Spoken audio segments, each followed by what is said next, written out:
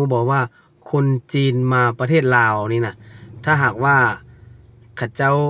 ขับรถแล้วบ่มีใบขับขี่หมายความว่ามีใบขับขี่อยู่แต่ใบขับขี่จีนบ่สามารถนำใช้อยู่ลาวได้เด้อเกิดอุบัติเหตุบริษัทประกันภัยบ่รับผิดชอบอืมเฮ็ดจังไดจังสิให้ประกันภัยรับผิดชอบหรือว่าอ่าตำรวจจราจรจังค่อยบ่กักก็คือต้องได้เฮ็ดใบขับขี่สากลของลาวก็คือเอาใบขับขี่ต้องให้มีใบขับขี่ของจีนหั้นที่อยู่จีนนั้นใช้ปกติบ่ว่าแต่ประเทศใดดอกแต่ว่ามาลาวแล้วถ้าหากว่าบ่เฮ็ดใบขับขี่สากลอยู่ลาวจะบ่สามารถขับรถอยู่ลาวได้ขับได้อยู่แต่ถ้าเกิดอุบัติเหตุหรือตำรวจกักโดย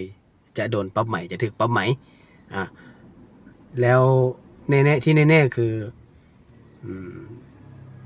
บริษัทประกันภัยเป่าเสียนกงซื้อจะบ่รับผิดชอบเกิดหยังมาจะได้จ่ายเองแต่ว่าคันสมมุติจะแก้ไขเฮ็ดใบขับขี่สากลสามารถแล่นให้ได้ค่อยแล่นให้ได้คือติดต่อมาได้ลมกันระคมระคอกราคาสามารถแล่นให้ได้